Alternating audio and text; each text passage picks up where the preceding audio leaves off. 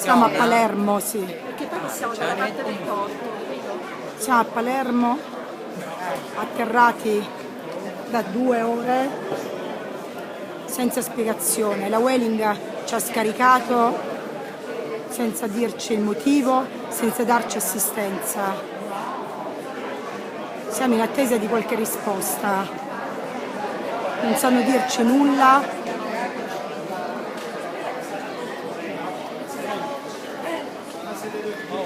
Lascia perdere, un'avventura, non ho lasciato a Palermo. E in pratica stavo aspettando a Catania, non so se qualcuno ha parlato e c'è una portata a Palermo. Tutto questo siamo arrivati alle 6. E poi dopo 20 minuti non c'è un c'è a Catania.